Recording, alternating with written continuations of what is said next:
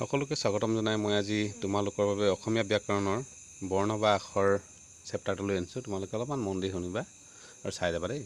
বৰ্ণ বা আখৰ কাক বোলে বাৰু, ই কেই প্ৰকাৰ আৰু কি কি বহলাই লিখা, আমি আজি সেই বিষয়ে আলোচনা কৰিম।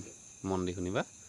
যিকোনো ভাষা লিখিবলৈ ব্যৱহাৰ কৰা চিহ্নবোৰকেই সেই ভাষাৰ বৰ্ণ বা আখৰ বোলে। গম পালানে? আটাইবোৰ বৰ্ণক আমি একেলগে বৰ্ণমালা বুলি কওঁ। আমাৰ অসমীয়া ভাষাত কেইটা বৰ্ণ আছে তোমালোকে জানানে? অসমীয়া ভাষাত 52টা বৰ্ণ আছে। উচ্চাৰণৰ পাৰ্থক্য অনুসৰি বৰ্ণমালাক দুটা ভাগত ভাগ কৰা হৈছে, স্বৰবৰ্ণ আৰু ব্যঞ্জন বৰ্ণ।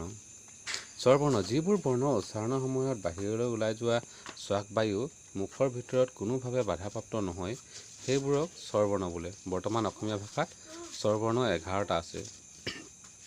ব্যঞ্জন বৰ্ণ যিবোৰ বৰ্ণ উচ্চাৰণ কৰোঁতে বায়ু প্ৰবাহিত মুখ বিপৰত বাধাপ্ৰাপ্ত হৈ উচ্চাৰিত হয় সেইবোৰক ব্যঞ্জন বৰ্ণ বোলে। ব্যঞ্জন বৰ্ণ সদায় স্বৰাক্ষৰী। অসমীয়া ভাষাত ব্যঞ্জন বৰ্ণ 41টা আছে।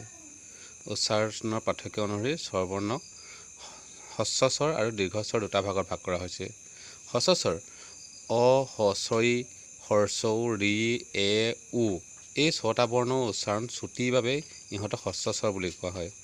আনহাতে আ, দীৰ্ঘই, দীৰ্ঘৌ, ঐ, ঔ এই 5টা বৰ্ণৰ উচ্চাৰণ দীঘল বাবে দীৰ্ঘস্বৰ বৰ্ণ বুলি কোৱা হয়। উচ্চাৰণৰ পাৰ্থক্য অনুসৰি ব্যঞ্জন বৰ্ণক স্পৰ্শ বৰ্ণ আৰু উষ্ম বৰ্ণ আৰু অন্তবৰ্ণ এই 3টা ভাগত ভাগ কৰা হৈছে। মনত থাকিব, উচ্চাৰণৰ পাৰ্থক্যৰ কাৰণে ব্যঞ্জন বৰ্ণক 3টা ভাগত ভাগ কৰিছে, উচ্চ বৰ্ণ, উষ্ম বৰ্ণ আৰু অন্তবৰ্ণ। স্পৰ্শ বৰ্ণ, উষ্ম বৰ্ণ আৰু অন্তবৰ্ণ। স্পৰ্শ বৰ্ণ কাক কয়? কৰ পৰা মলৈকে এই 25টা বৰ্ণৰ ধ্বনিসমূহ উচ্চাৰণ কৰোঁতে জিভাই মুখৰ একো অংশত স্পৰ্শ কৰে বাবে এই 25টা বৰ্ণক স্পৰ্শ বৰ্ণ বোলে।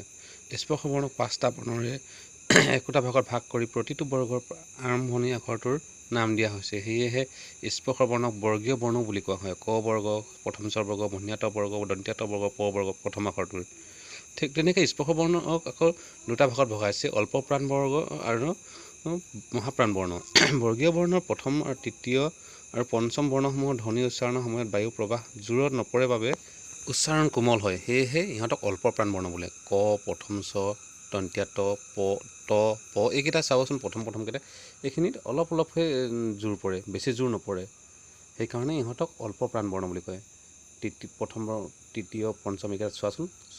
আনহাতে মহাপ্ৰাণ বৰ্ণ হ'ল প্ৰত্যেক বৰ্গৰ দ্বিতীয় আৰু চতুৰ্থ বৰ্ণ দুটা উচ্চাৰণৰ সময়ত বায়ুৰ প্ৰবাহ অধিক আৰু প্ৰবল হয়। ইহঁতৰ উচ্চাৰণ কঠিন হোৱাৰ বাবে ইহঁতক মহাপ্ৰাণ বৰ্ণ বুলি কোৱা হয়।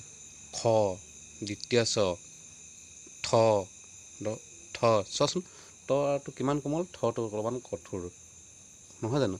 সেইকাৰণে কঠিন হোৱাৰ কাৰণে ইহঁতক কি হ'ল, মহাপ্ৰাণ বৰ্ণ বুলি কোৱা হৈছে। আনহাতে তালৱীয়া হ, মূৰ্ধন্য ষ, দন্ত্য হ এই 4টা বৰ্ণৰ ধ্বনি উচ্চাৰণৰ ক্ষেত্ৰত মুখৰ বায়ু তপত হয় বাবে ইহঁতক উষ্ম বৰ্ণ বুলি কোৱা হয়।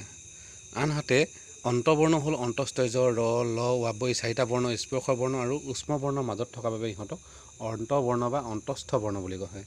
গতিকে বৰ্ণৰ বিষয়ে মই আজি এইখিনিকে ক'লোঁ। তোমালোকে ভালদৰে মন দিবা। শেষত সকলোকে ধন্যবাদ জনাই আজিৰ পাঠ ইমানতে সামৰিছোঁ। ধন্যবাদ।